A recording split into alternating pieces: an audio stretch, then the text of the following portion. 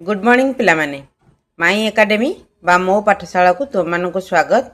आज आम पंचम श्रेणी साहित्य बही पाठ 2 जो न्यायर सिंहासन विषयटी को पढ़ी तार प्रश्न उत्तर आज करवा तार अभ्यास प्रश्न उत्तर आज करवा। तेज चल देखा तुम अभ्यास प्रश्न उत्तर कौन देइछि।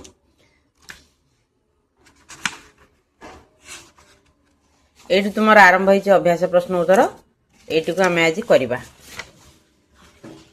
देख कौन देइछि आस कथा हेबा एटा ओराल माने मौखिक तुम्हें कथबार्ता है प्रश्न गुड़िकर उत्तर दब।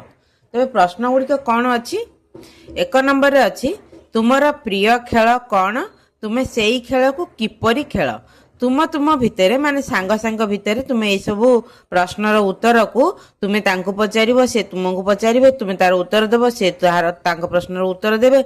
एई भली खेल खेल रे तुम्हें प्रश्न गुड़ी को तुम्हें परस्पर मध्य कथबार्ता हेकी उत्तरटा को जानिबो।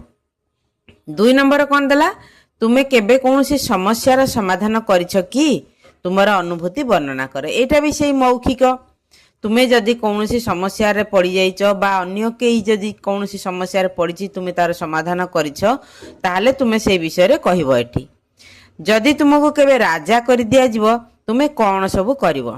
सी कही मन कर तुमको केबे गोटे राजा करा दियो।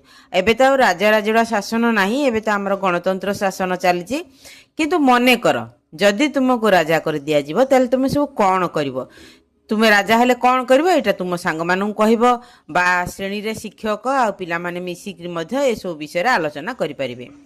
तापर 4 नंबर देला पिलाटर केउ सब गुण रहितला जेउ कारण पाई से सिंहासन ने बसी पारुथला। तुम जो गपटी पढ़िल जे जो पत्थर ऊपर पिलाटी बसिला पर ठीक न्याय विचार करूची से पिलाटी भितर कौन कौन सब गुण रहितला तुम्हें पढ़िल। पही शेष जो चतुर्थ पुतलिकाटी उड़ी जीवा पूर्वरु से कहिथिला पिलाटी सरल थिला निष्पाप थिला सेथिपाईका से सिंहासन रे बसिबार योग्य थिला बोली कि से कहिथिला। तेणु उत्तरटा ताहा ही हबो। तेबे तापरे कौन देइछि तुम बही देख पाठरू एटा तुम बही भितरु देइछि कौन आस पढ़िबा और ठीक वाक्य निकट रे ठीक चिन्ह देबा एकाधिक जगार मध्य ठीक चिन्ह देई ठीक चिन्ह रही पारे। 1 नंबर क देइछि पिलाटी न्याय प्रदान करूछि बोली राजा केमिति जानिले।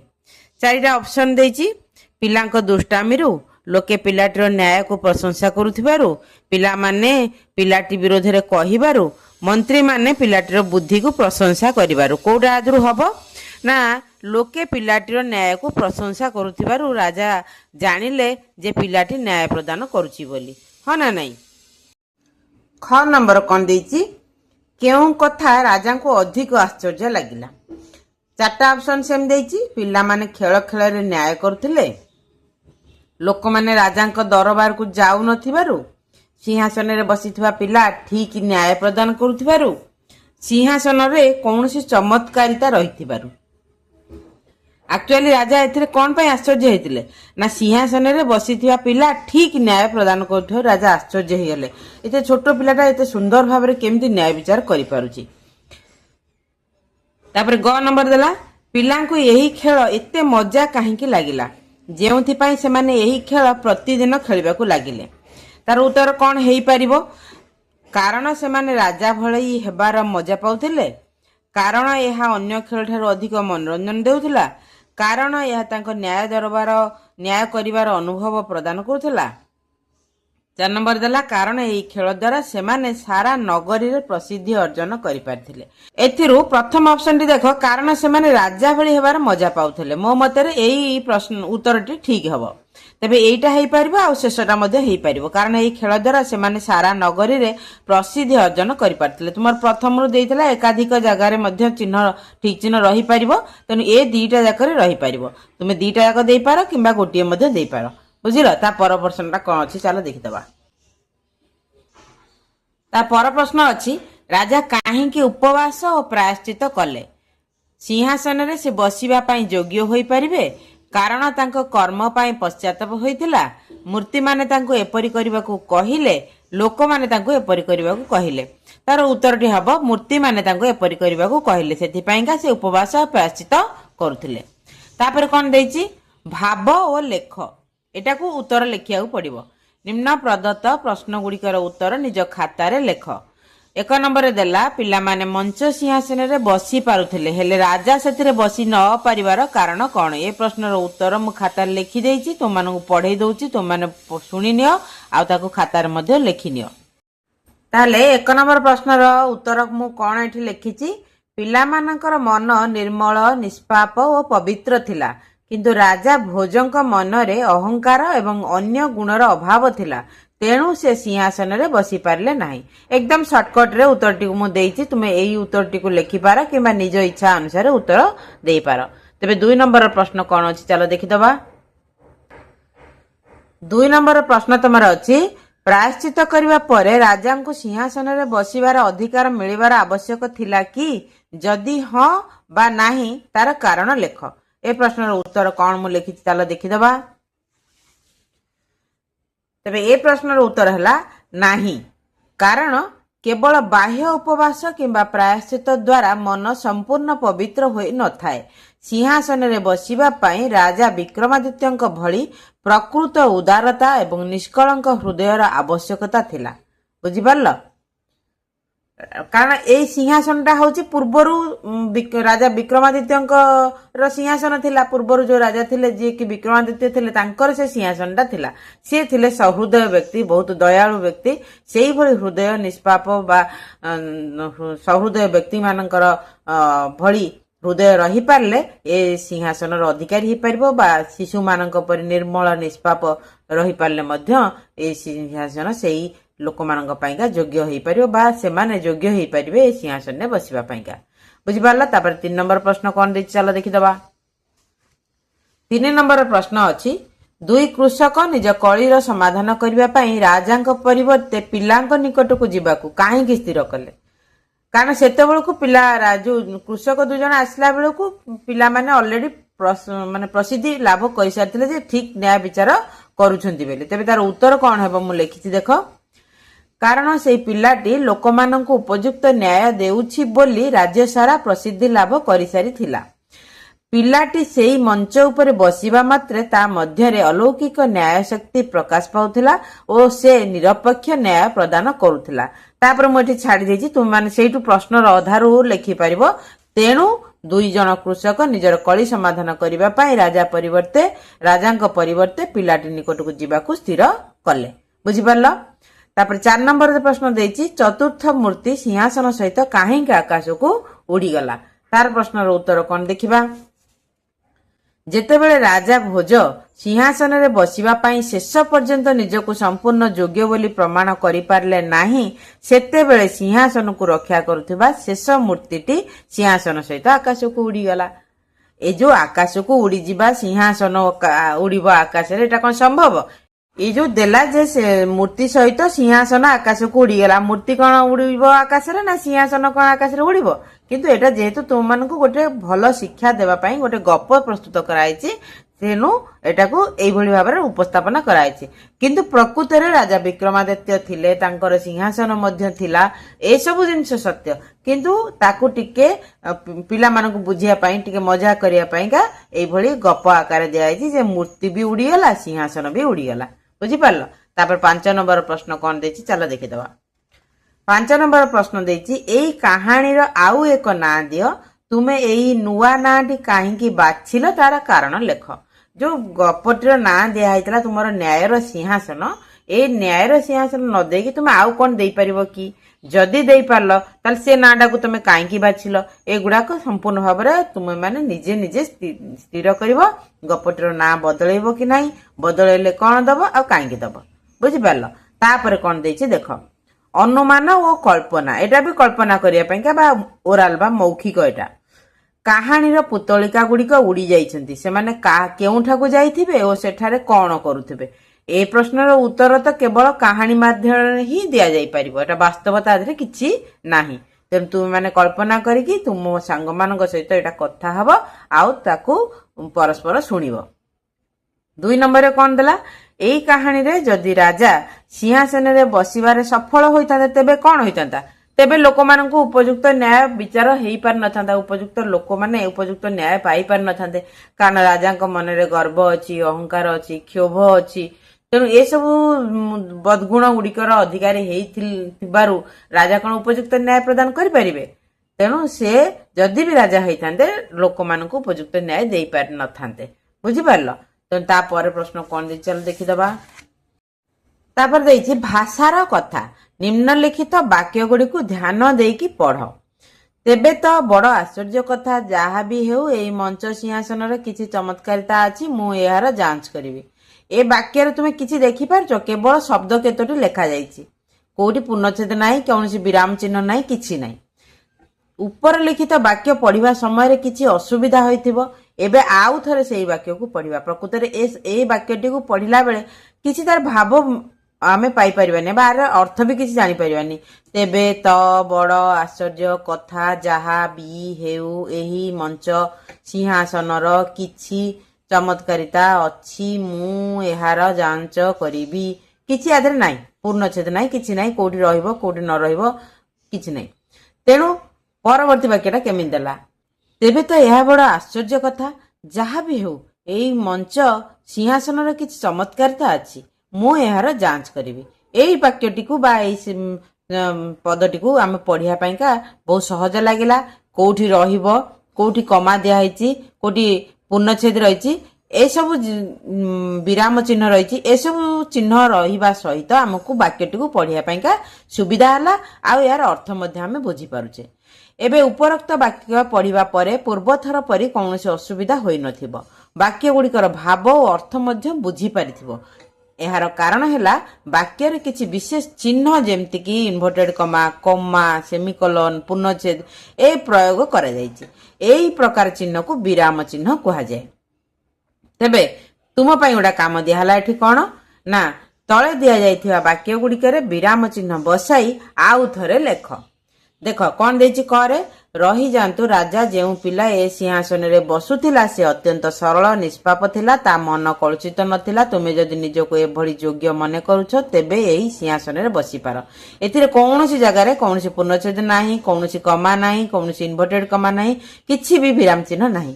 ତୁମେ ତାକୁ ବିରାମ ଚିହ୍ନ ଦେଇକିରି ତୁମେ ତାକୁ ଲେଖିବ। ଏଇ ବାକ୍ୟଟି ତୁମ ବହିରେ ମଧ୍ୟ ଅଛି। ତେବେ ଚାଲ ଦେଖିଦେବା ସେ ବହିରେ ଯେତେବେଳେ ଏଟା ବାକ୍ୟଟି ଲେଖା ହେଇଛି କୋଉ କୋଉ ବିରାମ ଚିହ୍ନ ଦେଇକିରି ଏଟା ଲେଖା ହେଇଛି, ତୁମେ ସେଇଭଳି ଭାବରେ ଲେଖିବ। ଏଇ ବାକ୍ୟଟି ତୁମକୁ ଚତୁର୍ଥ ମୂର୍ତ୍ତିଟି ଯେତେବେଳେ ଉଡ଼ିଗଲା ତା ପୂର୍ବରୁ ରାଜାଙ୍କୁ ସେ ଏଇ କଥାଟି କହିଥିଲା। କୋଉଠି କହିଥିଲା? ଦେଖ, ରହିଯାଆନ୍ତୁ ରାଜା ଯେଉଁ ପିଲା ଏ ସିଂହାସନରେ ବସୁଥିଲା ସେ ଅତ୍ୟନ୍ତ ସରଳ ନିଷ୍ପାପ ଥିଲା, ତା ମନ କଳୁଷିତ ନଥିଲା। ତୁମେ ଯଦି ନିଜକୁ ଯୋଗ୍ୟ ବୋଲି ମନେ କରୁଛ ତେବେ ଏ ସିଂହାସନରେ ବସିପାର। ଏଥିରେ ଯୋଉଠି ଯୋଉଠି କମା ଦିଆହେଇଛି, ଏଠି ପୂର୍ଣ୍ଣଚ୍ଛେଦ ଦିଆହେଇଛି, ଇନଭର୍ଟେଡ କମା ଦିଆହେଇଛି, ଏଇଭଳି ଭାବରେ ତୁମେ ତାକୁ ଲେଖିବ। ତାପରେ ଆଉ ଗୋଟେ ପ୍ରଶ୍ନ ମଧ୍ୟ ଅଛି, ଚାଲ ଦେଖିଦେବା ସେଟା କ'ଣ ଅଛି। ଆଉ ଗୋଟେ ପ୍ରଶ୍ନ ଅଛି ଖରେ କ'ଣ ଅଛି ଦେଖ। ଆଉ ଗୋଟେ ଅଛି, ଯଦି ଗୋଟିଏ ସାମାନ୍ୟ ପିଲା ଏ ସିଂହାସନରେ ବସି ପାରୁଛି ତେବେ ମୁଁ ରାଜା ହୋଇ ପୁଣି ଧନବାନ, ବଳବାନ ଓ ବୁଦ୍ଧିମାନ ଭାବେ ଏ ସିଂହାସନରେ ବସିବାକୁ ତ ଅଧିକ ଯୋଗ୍ୟ। ତେବେ ତା ଦେହରେ କ'ଣ ବିରାମ ଚିହ୍ନ ଦିଆହେଇଛି ଚାଲ ଦେଖିଦବା। କୋଉଠି ଅଛି ସେ ବାକ୍ୟଟି? ଦେଖ ସେ ବାକ୍ୟଟି ଏଇଠି ଅଛି।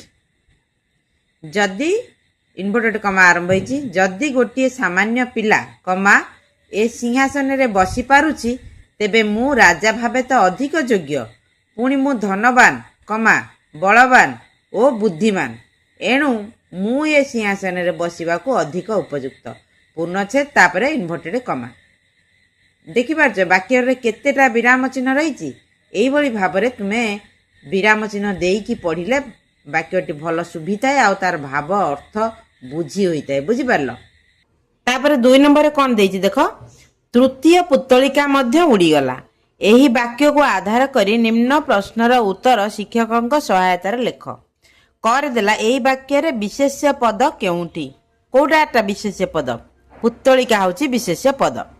ଏଥିରେ କେଉଁ ଶବ୍ଦଟି ବିଶେଷ୍ୟ ପଦର ବିଶେଷଣ ଭାବେ ବ୍ୟବହୃତ ହୋଇଛି? ତୃତୀୟ ପୁତ୍ତଳିକା। ତେଣୁ ତୃତୀୟ ହେଉଛି ବିଶେଷ୍ୟ ପଦର ବିଶ୍ଳେଷଣ। ବୁଝିପାରିଲ? ତାପରେ କ'ଣ ଅଛି ଦେଖିବା। ତାପରେ 3 ନମ୍ବର, ନିମ୍ନ ବାକ୍ୟ ଗୁଡ଼ିକରୁ ବିଶେଷଣ ପଦ ଗୁଡ଼ିକୁ ଚିହ୍ନଟ କରି ତା ତଳେ ଗାର ଦିଅ। ଉଦାହରଣ ଗୋଟେ ଦେଇଛି, ଯେପରି ଗୋଟିଏ ଦିନ ଦଳେ ପିଲା ପଡ଼ିଆରେ ଖେଳୁଥିଲେ। ରେଖାଙ୍କିତ ଶବ୍ଦ ଦୁଇଟିକୁ ଲକ୍ଷ୍ୟ କର। ରେଖାଙ୍କିତ କିଏ? ଗୋଟିଏ ଆଉ ଦଳେ। এই দুইটি শব্দ দিନ ଓ ପିଲା ପୂର୍ବରୁ ବ୍ୟବହୃତ ହୋଇଛି। ଦିନ ଓ ପିଲା ଶବ୍ଦ ହେଉଛି ବିଶେଷ୍ୟ ପଦ, ଗୋଟିଏ ଓ ଦଳେ ଶବ୍ଦ ହେଉଛି ଦୁଇଟି ହେଉଛି ବିଶେଷଣ ପଦ। ଏହା ବିଶେଷ୍ୟ ପଦର ପରିମାଣକୁ ସୂଚାଉଛି। ଗୋଟିଏ ଦିନ, ଦିନ ହେଲା ବିଶେଷ୍ୟ, ବିଶେଷଣ ହେଲା ଗୋଟିଏ। ଦଳେ ପିଲା, ପିଲା ହେଲା ବିଶେଷ୍ୟ, ଦଳେ ହେଲା ବିଶେଷଣ। ସେମିତି ତୁମେ ଏଇ ଚାରିଟାରୁ ତୁମେ ବିଶେଷ୍ୟ ପଦ ବା ଏଠି ଦେଇଛି କ'ଣ ବିଶେଷଣ ପଦ ଗୁଡ଼ିକୁ ଚିହ୍ନଟ କରିବ। ଦେଖ କରେ ଦେଇଛି ସେଠାରେ ଏକ ସୁଦୀର୍ଘ ପଡ଼ିଆ ଥିଲା। ପଡ଼ିଆ ହେଉଛି ବିଶେଷ୍ୟ, ସୁଦୀର୍ଘ ହେଲା ବିଶେଷଣ ପଦ। ତେଣୁ ବିଶେଷଣ ପଦ ଦେଇଛି ତୁମକୁ ଚିହ୍ନଟ କରିବା ପାଇଁକା ସୁଦୀର୍ଘ ତଳେ ଗାର ଦବ। ଏତେ ଛୋଟ ବୟସରୁ ଏମିତି ବୁଦ୍ଧି ରହିବା ଆଶ୍ଚର୍ଯ୍ୟ କଥା। ଛୋଟ ଆଉ ଆଶ୍ଚର୍ଯ୍ୟ ଏ ଦିଟା ହେଉଛି ବିଶେଷଣ ପଦ। ରାଜା ଦେଖିଲେ ଯେ ଏହା ପଥର ନୁହେଁ, ବହୁତ ସୁନ୍ଦର ସିଂହାସନ ଅଟେ।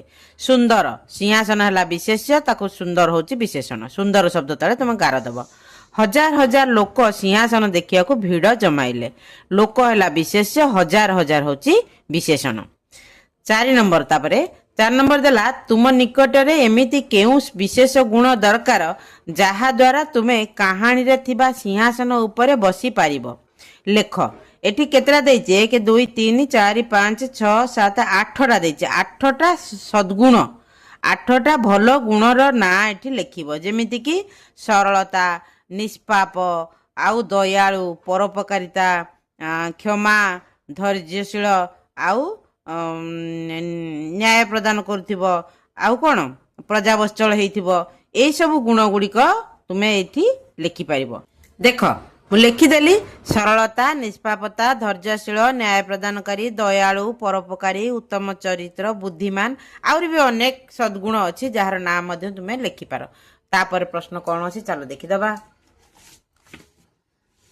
ତାପରେ ଦେଲା ପାଠରୁ ଆଗକୁ କ'ଣ ଦେଇଛି? କାହାଣୀରେ ଗାଁ ଲୋକମାନେ ସେମାନଙ୍କ କଳିର ସମାଧାନ କରିବାକୁ ଯେପରି ପିଲାଟି ନିକଟକୁ ଯାଇଥିଲେ, ତୁମେ ସେହିପରି ନିଜର ସମସ୍ୟା ସମାଧାନ ନିମନ୍ତେ କାହା ନିକଟକୁ ଯାଅ, ସେମାନଙ୍କ ନିକଟକୁ କାହିଁକି ଯାଅ, ନିଜ ଖାତାରେ ଲେଖ।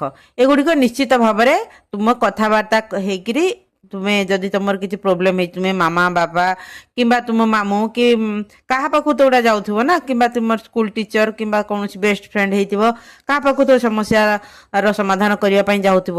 ତେବେ ତୁମେ ଗଲା ପରେ ଉପଯୁକ୍ତ ନ୍ୟାୟ ପାଅ କି ନାହିଁ, ତୁମର ସମସ୍ୟାର ସମାଧାନ ହୁଏ କି ନାହିଁ, ଏସବୁ ଜିନିଷ ତୁମେ ପରସ୍ପର ଭିତରେ କଥାବାର୍ତ୍ତା ହେବ। ତାପରେ 2 ନମ୍ବର କ'ଣ ଦେଲା? ତୁମ ପ୍ରତି କିଏ କେବେ ଅନ୍ୟାୟ କରିଥିବାର ଅନୁଭବ ହୋଇଛି କି? ତୁମେ ଏଭଳି ପରିସ୍ଥିତିରେ ସାମ୍ନା କରି କିପରି କଲ, ନିଜ ଖାତାରେ ଲେଖ।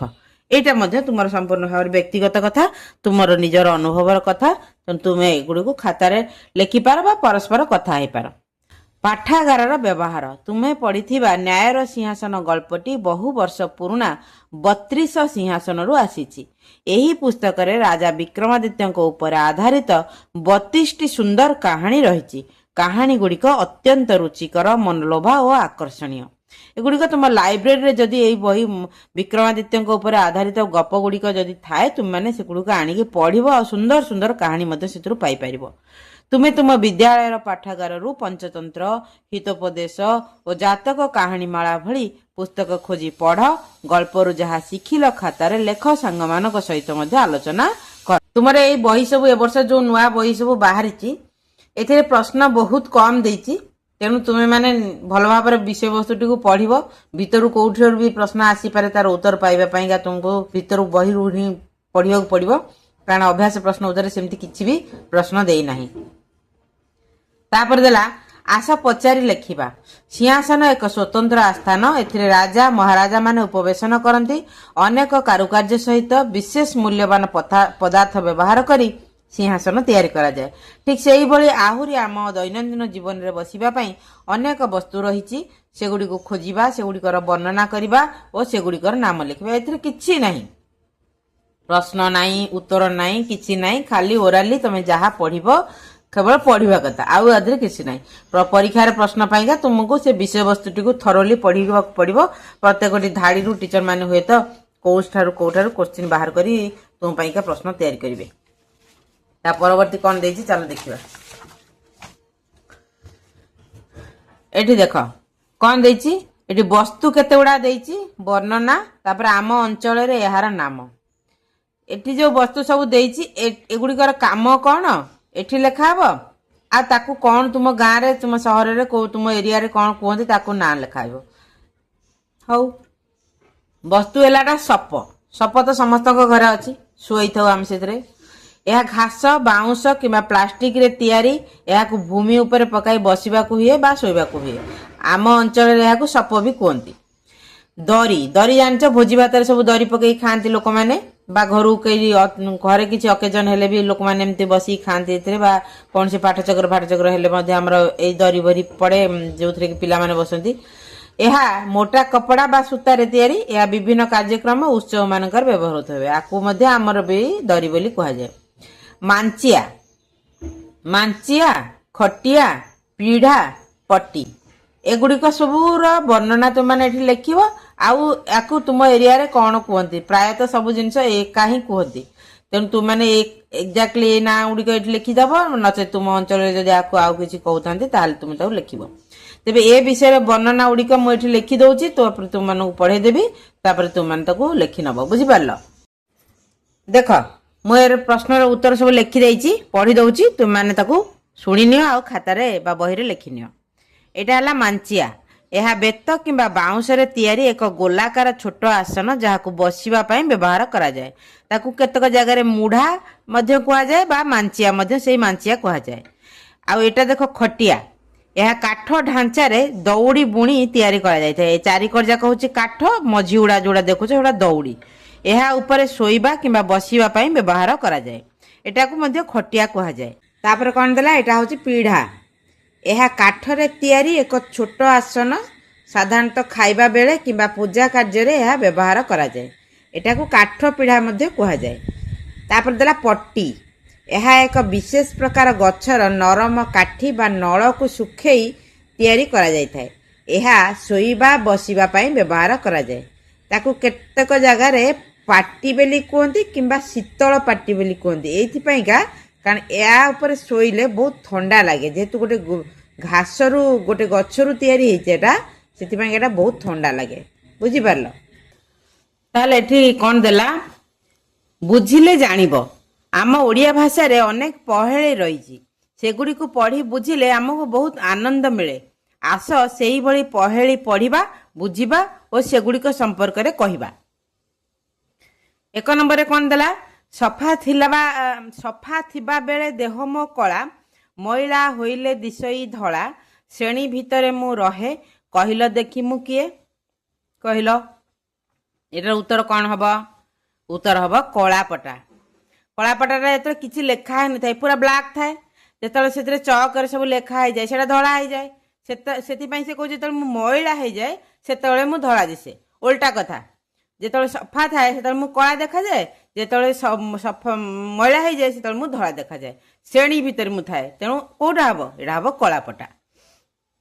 2 ନମ୍ବରରେ କ'ଣ ଦେଲା, ଖରା ବରସାର ମୁହଁଟେ ସାଥୀ, ଧରିଥାନ୍ତି ମତେ ଅଜାଠୁ ନାତି, ଭଳି ଭଳି ରଙ୍ଗେ ଭାରି ସୁନ୍ଦର, କାହିଁ କହିକି ପାରିବ ନାମଟି ମୋର। ନିଶ୍ଚିତ ଭାବରେ ଖରା ବର୍ଷାରୁ ରକ୍ଷା ପାଇବା ପାଇଁ ଆମେ କ'ଣ ଧରିଥାଉ? ଛତା। ତେଣୁ ଆର ଉତ୍ତର ହବ ଛତା। 3 ନମ୍ବର ଦେଲା, ଗରମ ପାଇଲେ ଆକାଶେ ଉଡ଼େ, ଶୀତଳ ପାଇଲେ ତଳକୁ ପଡ଼େ, ଦେଖି ଦେଲେ ମୋତେ ନାଚେ ମୟୂର, କହିପାରିବ କି ନାମଟି ମୋର? କ'ଣ ହବ ଏଇଟା? ମେଘ। ତୁମର ପ୍ରଶ୍ନର ପ୍ରହେଳିକାର ବା ପହେଳିର ଉତ୍ତର ଗୁଡ଼ିକ ଏପଟରେ ଦେଇଛି, ଓଲଟା ଦେଇଛି, ତୁମେ ଏଥିରୁ ବାଛିକି ଲେଖିବ। ଏଇଟା ହବ ମେଘ। 3 ନମ୍ବରଟା ହବ ମେଘ। ମେଘକୁ ଦେଖିଲେ ମୟୂର ନାଚେ। 4 ନମ୍ବର ଦେଲା, ମେଳା ମଉଛବେ ଆଦର ମୋର, ଛୋଟ ପିଲାଙ୍କ ମୁଁ ଅତି ନିଜର, ପବନ ଖାଏ ପବନ ପିଏ, କହିଲ ଦେଖି ମୁଁ କିଏ? ମେଳା ମଉଛବରେ ପିଲାମାନେ କ'ଣ ଧରି ବୁଲନ୍ତି? କ'ଣ ପାଇବା ପାଇଁକା ଜିଦି କରନ୍ତି? ବେଲୁନ୍। ଆର ଉତ୍ତର ହବ ବେଲୁନ୍। 5 ନମ୍ବର, ଏମିତି ବାଘ ମୁଁ ଛାଡ଼େନି ଘର, ଖାଏନି ମଣିଷ ପିଏ ମୁଁ କ୍ଷୀର, ତୁମ ଚୁଲି ମୁଣ୍ଡେ ଶୁଏ, କହିଲ ଦେଖି ମୁଁ କିଏ? ଏଟା ହବ ବିଲେଇ। ବାଘ କହିଛି କାହିଁକି? ବିଲେଇଟା ବାଘ ଭଳିଆ ଦେଖାଯାଏ, ଛୋଟ ଆକୃତି, କିନ୍ତୁ ତା ଶରୀରର ଯେଉଁ ଚିତ୍ର ବିଚିତ୍ର ଯେମିତି, ଲାଞ୍ଜ ଯେମିତି, ତା ଚାହାଣୀ ଯେମିତି, ବାଘର ମଧ୍ୟ ସେଇଭଳି, କିନ୍ତୁ ଆର ଛୋଟ ସାଇଜରେ ସେ ଛୋଟ, ତେଣୁ ଏଇଟା ହେଲା ବିଲେଇ। बुझिपारछ प्रश्नर उत्तर गुड़िक तुम देई आउ ताकू उल्टा देइछि तुमे माने बुझिबा पाइगा बुझिपारला तापर कोन देइ चलो देखिबा तापर तुम सरी गला से जो न्यायर सिंहासन विषय अभ्यास सब सरीगला बा प्रश्न उत्तर सरीगला एठी कोन देइछि मोर न्याय निज श्रेणीर जेकोसी दुईटी समस्या को चिन्हट कर जहा उपरे न्याय विचार करा जिवो एटा शिक्षकंक पाइका श्रेणीर समस्त पिलांकु दुई दल रे विभक्त करा जिवो प्रत्येक दल को गोटे समस्या दिया जिवो सेही दल समस्या को नै तार समाधान नाटक माध्यम रे परिवेषण करिवो अन्य दल निज मतामत निज सारणी अनुसार प्रदान करिवो एटा पिला एटा टीचर माने पिला मानक पाई काहे प्रस्तुत करिवे आ एटी को श्रेणी रे मध्य एडा को पिला मानक सहित याको समाधान करिवे आ ताको पिला मानक मध्य मजा आसीबो ए सब समाधान करिके पिला माने बेत्रु किछि इनोवेटिव पाइबे किछि शब्द मध्य नुआ नुआ उच्चारण करि परिबे तेनो एटा टीचर मानक पाइगा तबे तुमर न्यायर सिंहासन विषयटी सरी गला आशा करछि तुम माने विषय वस्तुटी को भलो भाबरे बुझी पारथिबो आउ तार प्रश्न उत्तर गुड़ी को तुम मैंने भल भाव बुझी पार्थिव तेणु जदि भिडियोटी तुम मानक भल लगी थाए आ मोर पाठ पढ़ा तुम मानक पसंद आसी थाए ताले भिडियोटी को तुम मैंने मो सांग मानक सहित शेयर करदब आ चैनल टी को सब्सक्राइब करदब चैनल टी को सब्सक्राइब कले तुमर मानकर बहुत लाभ पाठ पढ़ा व्यतीत मु तुम मानक एसे लेटर डिबेट अन्य शिक्षण विषय माध्यम से सब विषय तुम मानक जनइबी तेमे चैनल टी को तुम सब्सक्राइब करदब आ वीडियो टी को लाइक आ शेयर करदब आउ गोटे वीडियो तुम मान सहित पुणी देखा हबो से पर्यंत सुस्थ रुह सुरक्षित रुह आ सबुठार बड़ कथा हला प्रकृति की बंचई रखिबारे निजर अवदान दियो रहुछि गॉड ब्लेस यू।